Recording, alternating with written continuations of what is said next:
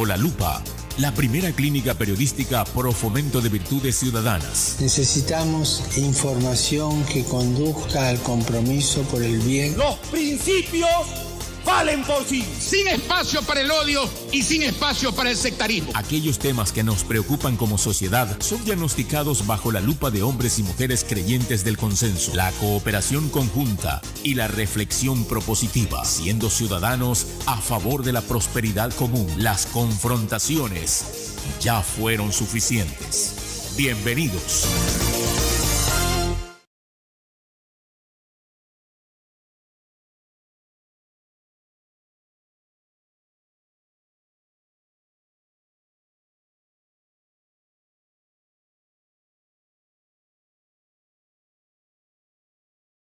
Acciones como estas solo ocasionan un colapso de nuestros sistemas pluviales. Cuando esto ocurre, solo hay más probabilidades de acumulación de aguas y lluvias en las calles. Recuerda siempre que en un Guayaquil sin desechos, baja el agua en invierno. Este es un mensaje de EMAPAC para la comunidad. Autorización número 3274. CNE, Elecciones Generales 2025. Santiago, saludos, querido audiencia. Clínica Periodística Zona Bajo la Lupa. Soy Javier Guerrero y una vez más ingresamos a nuestra clínica. Aquellos temas de interés nacional, social, pero sobre todo ciudadano, sobre todo humano. Que más ciudadano, que más humano, que nuevamente nos vemos convocados. Digo, nos vemos convocados.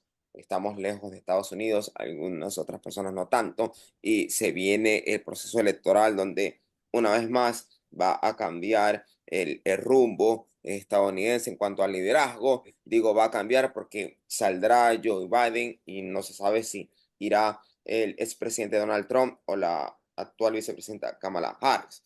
Pero mi opinión poco a nada importa, si importa la opinión de las cosas. Autoriza que comparecen al panel de Bajo la Lupa Ezequiel Parolari. Él es consultor en comunicación y estrategia política. No es la primera vez que comparece al panel de Bajo la Lupa, así que más que bienvenido. Y don Andrés Obando, él es asesor en comunicación estratégica y es parte del Observatorio Complutense de Desinformación. A ustedes, buenos días, bienvenidos a Bajo la Lupa.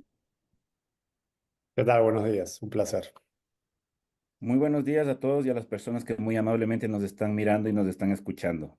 Gracias a ustedes por su comparecencia más que conmigo con las audiencias. En Ecuador, dado que estamos en feriado, un momento, digamos que atípico, y sobre todo que estamos viviendo jornadas de apagones donde ya los horarios de alguna manera no orientan, sino que no se sabe en qué momento se va y retorna la energía eléctrica. Debo decir también que don Andrés está en Ecuador y don Ezequiel está en Perú por temas de trabajo en materia política. Bien, entonces, arranco de una vez. Para poder de alguna manera aterrizar a nuestras audiencias, les pido a ambos un primer bloque muy sucinto.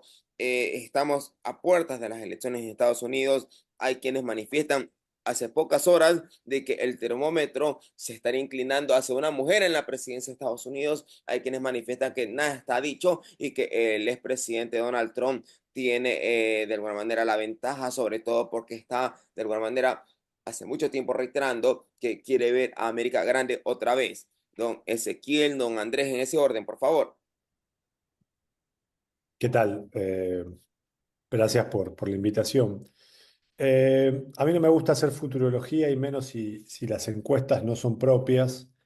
Me parece una falta de respeto académica, básicamente. Entonces, sí, lo que podemos inferir es que es una elección extremadamente reñida, no hay nada absolutamente definido.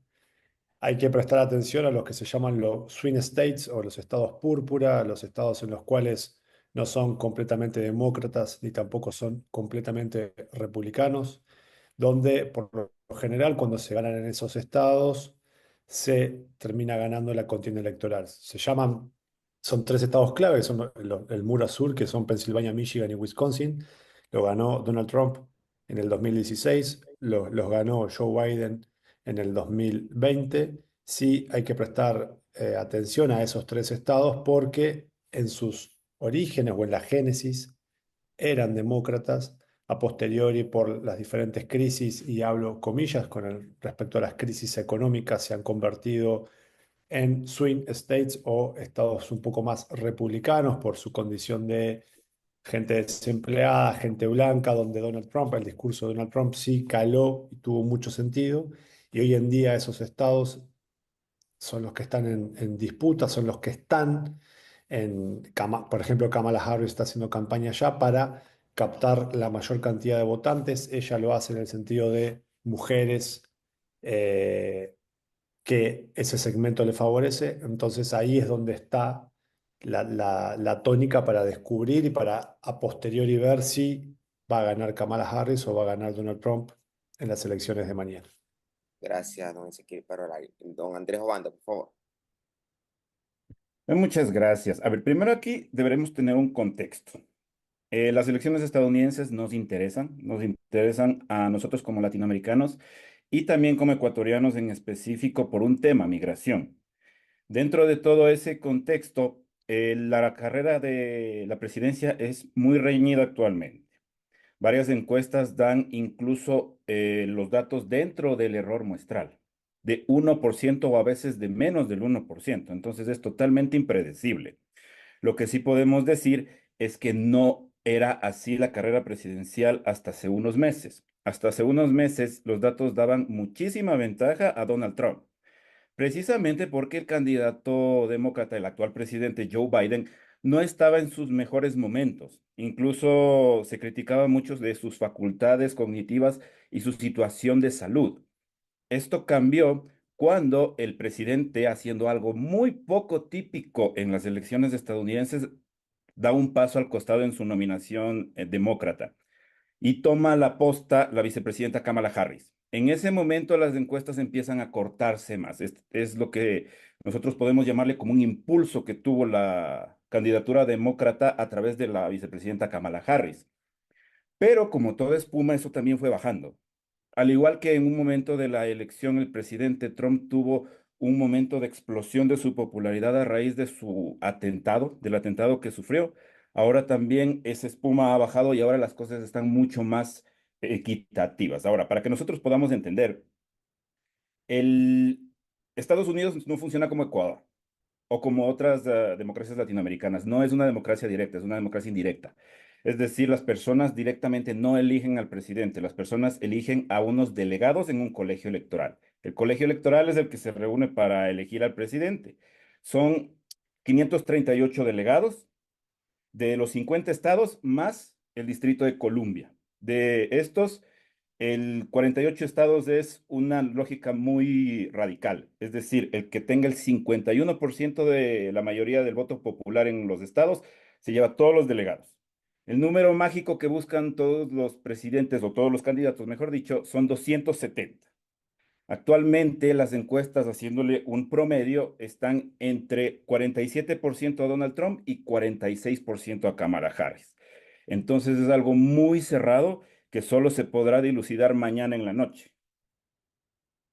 Gracias, don Andrés Obando. Gracias, don Ezequiel, en su momento por la comprensión. Bien, entonces profundizo. Don Ezequiel, ya ocurrió el debate en su momento y todos manifestaron que aquel debate había de alguna manera mostrado quién es que tenía el liderazgo y quién había ganado ya en su momento, no en las elecciones, al menos sí en materia de hacia el elector, hacia el gran elector, para de alguna manera mirar dónde se iba a inclinar según lo que nos indica, nos manifiesta Andrés, de alguna manera, esa intención para los delegados. Pero en todo caso, a su juicio, ¿cómo vio usted el performance de Donald Trump en el último debate que existió en Estados Unidos? Es interesante determinar también la importancia o no de los debates, si afecta o no a los electores y si modifica. Digamos, según datos, yo hace poco escribí un artículo, es muy poco el cambio en el votante sobre la performance buena o mala de los debates electorales. Por ejemplo, para dar un tono, lo que fue la campaña en el 2016 entre Hillary Clinton y Donald Trump. Por ejemplo, Donald Trump ganó, sí, Hillary Clinton, perdón, ganó ampliamente ese debate y Donald Trump terminó ganando la contienda electoral. Para dar un ejemplo referencial, Argentina en la última contienda electoral en el 2023, entre Sergio Massa y Javier Milei, a Sergio Massa se lo vio mucho más seguro en el debate y terminó perdiendo la contienda electoral. Sin embargo, como mencionaba el compañero Andrés también, ¿Qué pasó cuando fue el debate entre Joe Biden y Donald Trump? Ahí sí se vio a un candidato demócrata muy perdido, un candidato demócrata lamentablemente enfermo, y lo que sí nosotros como consultores y como estrategas electorales, yo lo veía y pensaba, cuiden a esta persona, ¿no? Hay que cuidar a un candidato presidencial porque lo exponen básicamente a hacer el ridículo. Eso después llevó y generó en que lo saquen de la contienda electoral y pongan a Kamala Harris como candidata demócrata. Dicho esto, yo creo, en términos más de consultoría política, que sí, en la última contienda electoral se vio un candidato republicano bastante perdido. Kamala Harris tuvo una mejor performance en lo que fue la contienda electoral y sí supo profundizar y calar mejor su mensaje, hablarle a un segmento de la población donde la narrativa de Kamala sí ha generado varios dolores de cabeza a lo que fue a lo que es la campaña electoral de Donald Trump, que no encuentra una contranarrativa hacia esa narrativa aplicada por Kamala Harris. Creo que es el principal en este momento, digamos, por decirlo en términos más categóricos, es el principal acierto de la campaña de Kamala Harris el haber posicionado un mensaje muy concreto, un mensaje de esperanza, un mensaje donde no va a la confrontación, y Donald Trump no ha sabido, dentro de lo que es la génesis de su narrativa, que es una narrativa un poco más contrastante, un poco más en términos más belicosa, más de ir, no ha encontrado como esa, digamos, para pelear se necesitan dos personas y no ha encontrado a esa otra persona, y eso creo que es el principal acierto. Por eso, digamos, en el debate propio sí le ha ido mucho mejor a Kamala que a Donald Trump. Gracias, don Ezequiel. Don Andrés, en el debate que tuvo Kamala Harris se la vio, según los comentarios que trascendieron posteriormente de analistas políticos anglosajones, se la vio más segura, mirando a la cara a quien estaba con ella en el debate, de alguna manera contestando las preguntas, pero sobre todo a ratos, inclusive no exacerbándose, pero sí muy frontal, mientras el candidato Donald Trump se lo vio no mirando los ojos a Kamala, un poco quizás centrado en sí, tal vez se manifestaba que inclusive estaba como que muy apegado al libreto a cómo contestar o a no salirse de él para tal vez no perder los estribos o no caer en la impaciencia e ira. A su juicio, eso fue captado en las y los electores, aunque Ezequiel manifiesta que es muy poco el porcentaje de influencia de los debates y el performance como tal en las y los electores, don Andrés. Sí, a mí me parece súper interesante el tema de si es que los debates influyen o no en los votantes. Y ahora lo que nos estamos dando cuenta es que a medida que pasan los años y teniendo en cuenta el contexto global, empezando por las tecnologías de la comunicación y de las redes sociales, cada vez influyen más. Y aquí podemos poner dos ejemplos específicos, el de Estados Unidos y el de Ecuador. En Estados Unidos, un debate hizo que una candidatura se retire, que fue la de el debate de, como estaba mencionando Ezequiel, entre Donald Trump y Joe Biden. Se lo estaba criticando mucho y se estaba poniendo en duda su participación, pero si no fue hasta el debate y su desempeño en el debate, hasta que finalmente fue insostenible su candidatura. Aquí en Ecuador pasó algo similar en el 2023. El debate es el que catapulta al actual presidente Daniel Noboa para ser una opción real para los votantes. De nuevo, esto tiene que leerse específicamente en cada contexto de cada país, porque, por ejemplo, en Estados Unidos nosotros tenemos un bipartidismo mucho más marcado entre los republicanos y los demócratas. Por eso entre los dos escogen al presidente de los Estados Unidos cuando hay muchos candidatos más independientes. Pero los grandes partidos siguen siendo los que eligen al presidente. Aquí en el Ecuador, en cambio, nosotros tenemos un alto porcentaje de moderados, que son personas que no están ni por un extremo ni por el otro, y esos fueron los votantes que conquistó el presidente Daniel Noboa en su debate. Ojo, no siendo el mejor, porque en ese debate ustedes recordarán que Daniel Noboa no ganó el debate, lo ganó Jan Topic, pero él fue el segundo. Y Jan Topic luego tuvo problemas al final de la carrera. Entonces, en el debate que tuvo Joe Biden con Donald Trump, realmente para Donald Trump no le fue muy complicado ganar el debate. Y no fue por méritos propios, sino por errores del rival. Ya en el debate con Kamala Harris las cosas cambiaron, porque Kamala Harris, una de las cosas que más se diferenció fue la edad. Kamala Harris se le vio como una persona joven con más energía, pero Donald Trump se le vio como una persona muy prepotente. Lo que ustedes estaban conversando es muy importante, la comunicación no verbal en los debates. Donald Trump ni una sola vez regresó a ver a Kamala Harris. Él pasó viendo a la cámara todo el tiempo y eso es un mensaje, esa es una comunicación. Incluso esa prepotencia de estar sobre Kamala, él también lo demostraba en los mensajes que emitía. Le decía vicepresidenta, no le llamaba como presidenta, es decir, no estamos de aquí en iguales. Y algo que ha pasado también durante la campaña, no solo en el debate, es que Donald Trump se ha referido a Kamala como una emisaria de Biden. Siempre se refiere a su jefe. Siempre trata de hacerla de a menos. Como estaba mencionando Ezequiel, y eso se refleja también en sus eslogans de campaña. Por ejemplo, el eslogan de Kamala Harris es A President for All, o sea, una presidenta para todos. Mientras que el de Donald Trump es Trump will fix it. O sea, Trump lo va a arreglar. La primera, la de Kamala Harris, es un mensaje de unidad, en positivo, como para todos. Mientras que el de Donald Trump es a la confrontación directa. Porque si es que él dice que Trump lo va a arreglar, es que hay algo está dañado. Y ese algo que está dañado es precisamente de la administración actual. Y en el debate eso también se reflejó, porque Donald Trump dio un mensaje muy poderoso y que fue, y le dijo a Kamala Harris casi en el segmento final, de todo lo que ella dice para solucionar los problemas de Estados Unidos, ya lo debió haber hecho, porque ella es parte de la administración. Entonces ahí él atacó a Kamala Harris y a Joe Biden, dando un mensaje de que sus políticas o su gobierno no era efectivo, desde el enfoque de Donald Trump, obviamente. Gracias, don Andrés Obando. Don Ezequiel, para ahora vamos un poco a los sucesos más recientes. El expresidente Trump en una tienda de McDonald's, en un autoservicio, aquello de alguna manera impactó en las y los electores, y no solamente dentro de Estados Unidos, sino afuera de Estados Unidos.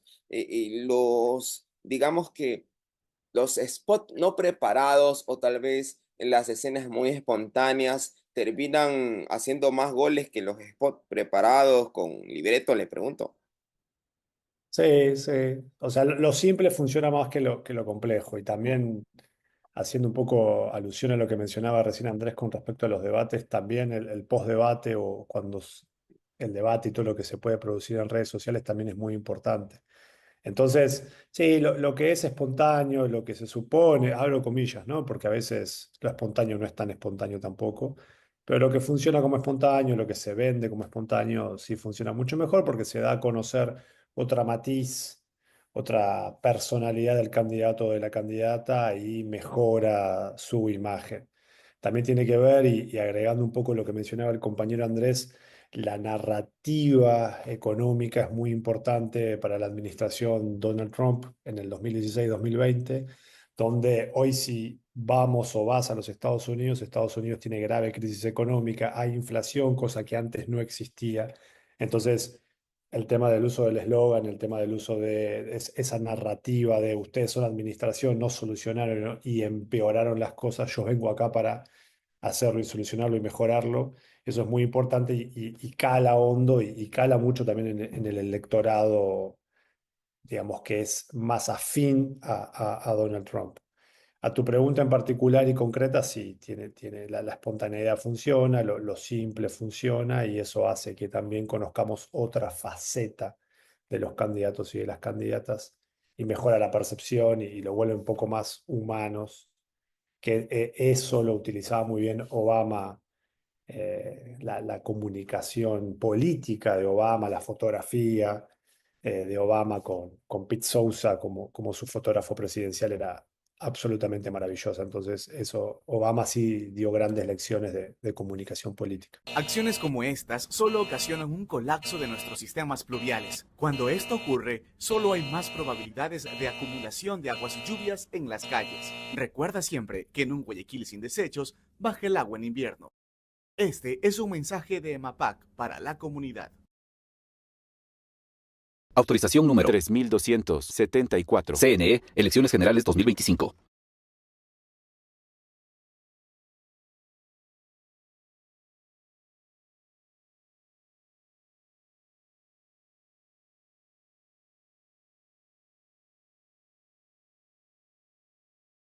Que entendemos un poco, don Ezequiel, su argumento, la estrategia comunicacional del expresidente Trump ha tenido, digamos, más impacto que la estrategia comunicacional de Kamala en el sentido de que tal vez se inclina un poco hacia lo espontáneo y no hacia lo creado estratégico. No, todo está dentro de un círculo estratégico, digamos, ¿no? O sea, no hay mejor improvisación que la que se practica. Entonces, no, todo está dentro de un círculo y de una estrategia previa de campaña. Lógicamente podés tener cuestiones que sí pueden ser espontáneas y también está la parte de poder aprovechar esa espontaneidad de la ciudadanía. Pero no, las narrativas están muy bien marcadas. Las narrativas están bien contrastadas. Uno habla de una cuestión de recuperar la grandeza y de mejorar la cuestión económica de los Estados Unidos, que es lo que más le importa a la ciudadanía. Hoy hay altos índices. Cuando hablo de inflación no quiero compararla con Argentina o con Venezuela, por ejemplo, porque es incomparable e inconmensurable, pero sí para los Estados Unidos llegar a tener inflación de casi un 5% es bastante importante. Entonces, sí hay está caro, Estados Unidos hoy en día está bastante costoso. Entonces, la ciudadanía sí bajó el consumo y eso lo resiente una sociedad que está acostumbrada a consumir. Kamala, del otro lado, tiene una posición mucho más aglutinadora, una posición mucho más únanse a la esperanza. Y también lo que quiero marcar, que es que en la narrativa de Donald Trump sí se ve muy evidenciado el tema del fraude electoral, que eso sí me preocupa mucho porque ya vimos lo que fue el Capitolio cuando él salió de su presidencia y ahora ya está abriendo un poco el paraguas diciendo que los demócratas están haciendo fraude, van a hacer fraude. Entonces, sí también hay analistas dicen que el 5 de noviembre no se va a saber las elecciones si ganó Kamala o si ganó Donald Trump con bastante anticipación porque va a haber estados donde va a ser complicado. Entonces ahí vamos a tener una elección, digamos, cargada de mucho misterio de fraude o no fraude, ya, digamos, desde la narrativa republicana. Raro en Estados Unidos que eso pase a sus ojos, don Ezequiel, ¿verdad?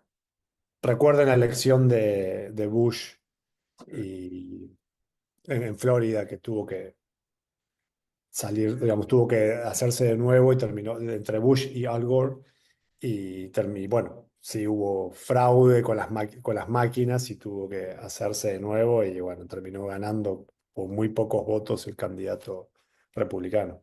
Gracias, don Ezequiel. Don Andrés, el evento de atentado contra el expresidente Donald Trump también quizás se une a esta aseveración de que en Estados Unidos, la primera potencia, un país capitalista per se, se dé, por ejemplo, o se esté hablando de fraude, si esa corriente de fraude, de presunto fraude, era propia, digo yo, de los países del tercer mundo, parte del Cono Sur, pero no en Estados Unidos. Pero el hecho como tal del atentado al expresidente Trump también se une a esta aseveración de que es muy raro que se haya dado, no en el sentido de que esté creado, esté maniobrado, sino que el hecho como tal, atentado a un expresidente, ahora candidato, impacta en las y los electores, muy especialmente cuando eh, surgió la voz en medios de comunicación, sobre todo digitales, de que existieron videntes que manifestaban que el expresidente Donald Trump iba a sufrir un tipo de atentado. Sí, precisamente para hacerle una línea con lo que estábamos conversando sobre la improvisación y sobre las situaciones que se dan a lo largo de una campaña, también tiene que ver mucho la habilidad de los estrategas y del mismo candidato para aprovechar los momentos que se van generando. Ahora mismo en esta campaña, Donald Trump lo ha hecho muy bien. Empecemos hablando por lo de los atentados. El atentado de Donald Trump, por la misma personalidad de Donald Trump, que es un candidato y un expresidente que se deja guiar mucho por teorías de la conspiración. Y cuando decimos teorías de la conspiración, es que habla de cosas sin datos, como en el debate. Mencionaba situaciones que no tenía él los datos y los moderadores le decían que no era así y él cuestionaba los datos. Es decir, es una persona que maneja mucho esto de la teoría de la conspiración. Entonces, cuando pasó el atentado, había suspicacias de si es que era un atentado de verdad o si es que era montado o armado para darle popularidad a Donald Trump. Finalmente se demostró de que no fue así, de que sí fue un atentado. Y él trató de aprovechar ese momento, que como lo habíamos conversado al inicio, fue una espuma que ya bajó, pero lo aprovechó en una medida adecuada. ¿Por qué? Porque ustedes recordarán que hubo un objeto símbolo. Las campañas cuando son exitosas es cuando logran tener un objeto símbolo que representa al candidato y a su propuesta. Por ejemplo, ustedes recordarán en nuestras elecciones el presidente de cartón. Ese fue un objeto símbolo que le funcionó bastante bien. O el presidente Guillermo Lazo y sus zapatos rojos. Son elementos que hacen que conecte la gente y que la gente se apropie y haga un llamado a la acción. Aquí pasó con un parche en el oído. Muchísimas personas seguidoras de Donald Trump empezaron a utilizar parches en el oído como demostración de apoyo al expresidente. Otra situación que también la vivió Donald Trump y que se aprovechó muy bien, cuando el presidente Biden dio unas desafortunadas declaraciones llamando basura a las personas que apoyan a Donald Trump. ¿Cuál fue la respuesta de Donald Trump? Fue subirse a un camión de basura y llegar como una persona, como un servidor de limpieza más en Green Bay, Wisconsin. Es decir, le trató de dar la vuelta a lo que a lo que el presidente Biden estaba tratando de atacarlo. Incluso esto funcionó tan mal para Biden que Kamala Harris tuvo que salir a aclarar que ella, primero, no está de acuerdo con esas declaraciones y segundo, que no quería decir eso el presidente Biden. Este es otro momento que lo aprovechó Donald Trump. También ustedes tal vez han visto una imagen viral de él en McDonald's, de él trabajando en McDonald's como un estadounidense promedio más. Y ahí hubo unas personas que llegaban y que le decían al presidente Donald Trump, al expresidente Donald Trump, por favor, arregle este país. Y de ahí también hace la conexión con su eslogan. Entonces, Donald Trump ha tenido estos momentos. Incluso en TikTok hay una tendencia de una canción que se llama Somebody's Watching You, que es con Donald Trump haciendo unos ademanes con sus gestos. Es decir, Donald Trump ha tenido muchísimos momentos que ha aprovechado durante esta campaña. Kamala Harris no tanto, porque Kamala Harris no está tan dedicada al politainment que le llaman algunos académicos, que es la espectacularización de la política, o más marketing político que comunicación política. Entonces, en eso Donald Trump lo está aprovechando muy bien. Si es que es efectivo o no, nos estamos dando cuenta que al parecer las dos campañas están a la par. Eso quiere decir que cada uno está teniendo sus aciertos con sus respectivos votantes.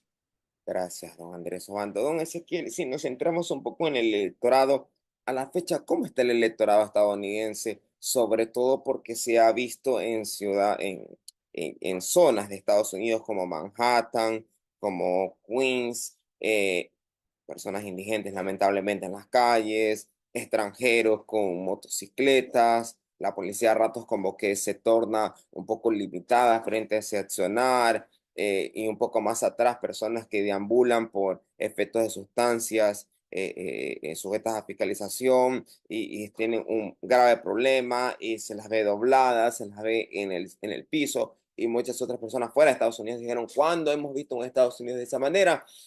¿Cómo está el electorado estadounidense a puertas de una elección? Y no tanto el estadounidense, sino los migrantes que ahora ya están regularizados en Estados Unidos.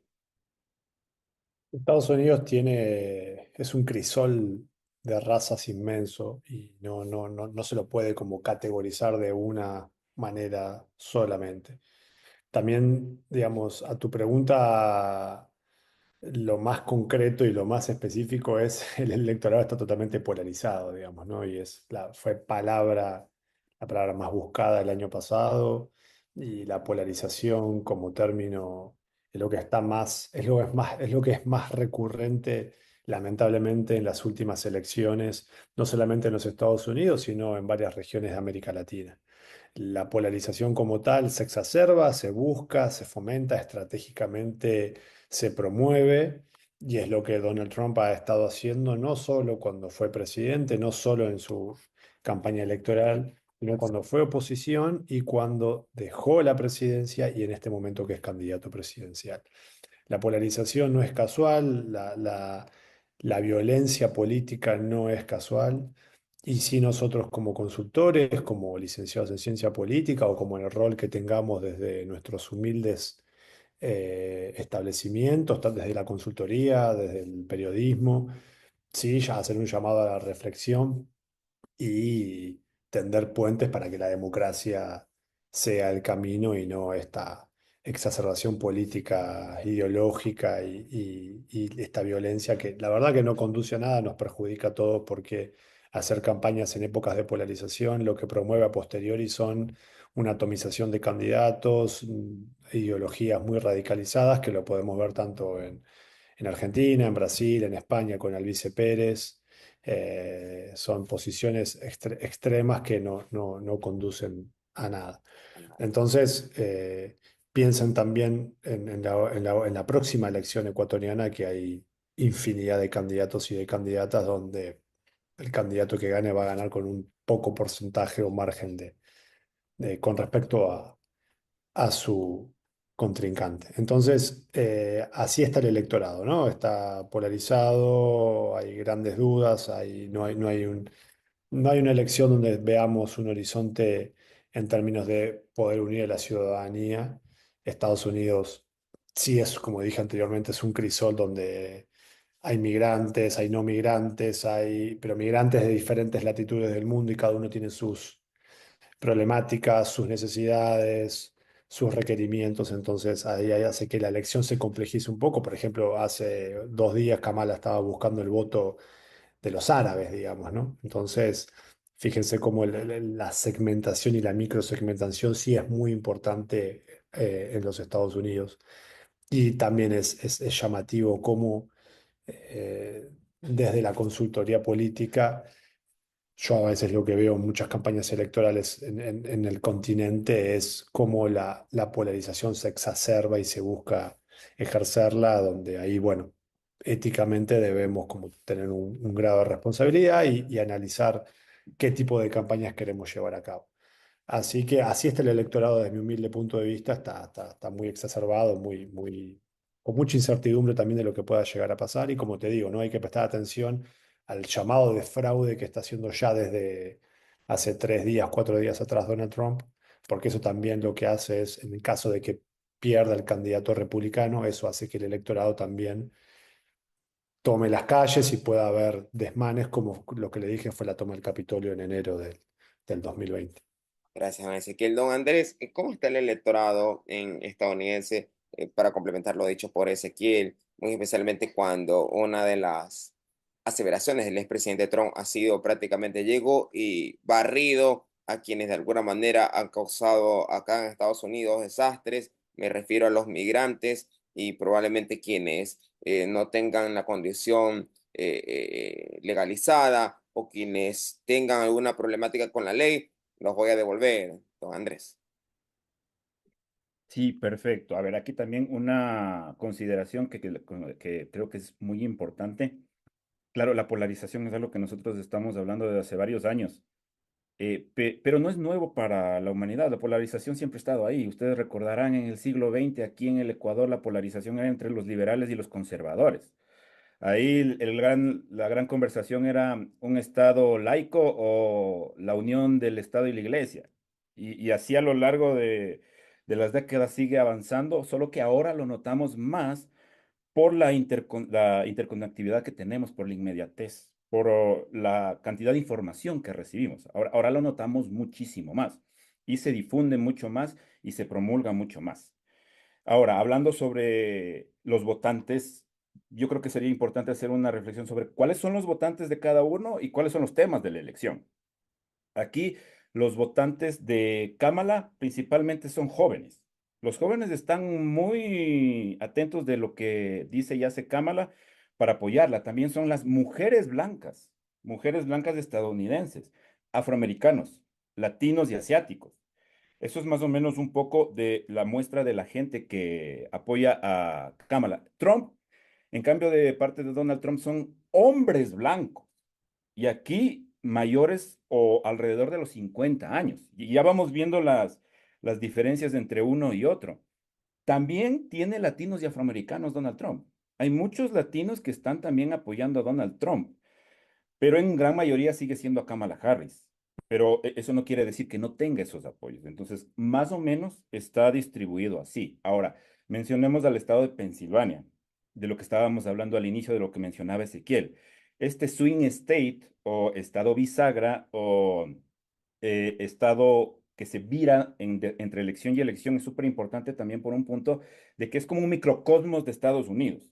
Ahí están muchas representaciones de las diferentes grupos étnicos que hay en Estados Unidos. Pensilvania es parte de algo que se llama el Rust Belt, pues el cinturón oxidado, que tiene mucha influencia postindustrial después de los 70. Y ahí hay mucha gente obrera, muchos trabajadores de Estados Unidos. Y este estado es súper importante porque también normalmente el candidato que gana este estado, como mencionaba Ezequiel, es el que termina ganando la elección. Entonces, en este estado también vemos un poco de cómo está esa distribución de los votantes. Ahora, los temas. Los temas que se mencionan más en esta elección han sido economía, por la recesión o por los problemas económicos que está viviendo Estados Unidos, la migración, y la migración específicamente desde el sur, porque Estados Unidos no solo tiene un país limítrofe, tiene dos, pero el problema de migración es desde el sur. En 2024, más de 1 millón de personas entraron a Estados Unidos de manera ilegal, pero desde Canadá fueron 16,000. Entonces, el problema que tiene de migración es con la frontera del sur. Y obviamente Donald Trump esto lo ha tomado como bandera para dar un mensaje muy radical en contra de la migración ilegal e inclusive llamando criminales directamente a las personas que emigran ilegalmente a Estados Unidos desde el sur. Y ha criticado también las políticas migratorias de Joe Biden. Después tenemos el aborto. El aborto es un tema súper importante también ahora, actualmente en Estados Unidos. El medio ambiente. Los jóvenes inclusive han ido a los rallies o a los encuentros de Donald Trump con mensajes diciéndole criminal climático a Donald Trump. Entonces, ese es un tema también importante. Y el Medio Oriente. El Medio Oriente es un tema delicado específicamente para el Partido Demócrata, porque Estados Unidos históricamente ha sido un país que apoya a Israel. Y ahora, con todo lo que se está moviendo a nivel global, de muchas voces a favor de Palestina, empieza a ser un tema complejo. Y especialmente también entre los jóvenes, que nosotros hemos visto en universidades como Columbia, que han estado manifestaciones de gente joven a favor de Palestina. Entonces, dentro de esos temas es lo que se está moviendo la elección. Y ahora algo extra que es importante, las personalidades que están endorsando o apoyando a los candidatos. Eso va a ser algo también muy, muy, muy importante. Porque, por ejemplo, hay actores que tienen mucha influencia. Del lado de Donald Trump podemos hablar de Elon Musk. Elon Musk es un empresario que ahora mismo está muy metido en la campaña, incluso dona millones de dólares para Donald Trump. Aparte, él es una de las cuentas más potentes en X y eso ayuda también a difundir el mensaje de Donald Trump y se lo sigue viendo como empresario a Elon Musk. Entonces todo va teniendo sentido.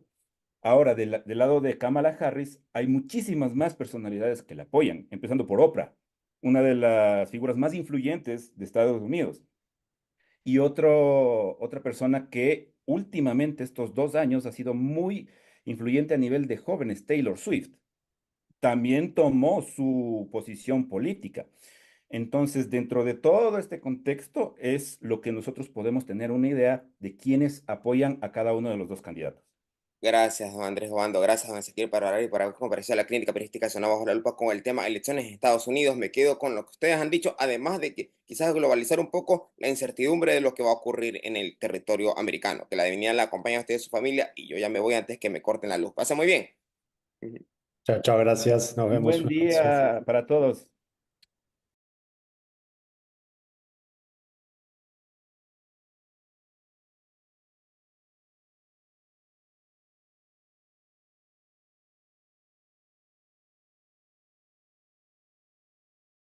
Acciones como estas solo ocasionan un colapso de nuestros sistemas pluviales. Cuando esto ocurre, solo hay más probabilidades de acumulación de aguas y lluvias en las calles. Recuerda siempre que en un Guayaquil sin desechos, baja el agua en invierno. Este es un mensaje de EMAPAC para la comunidad. Autorización número 3274. CNE, Elecciones Generales 2025.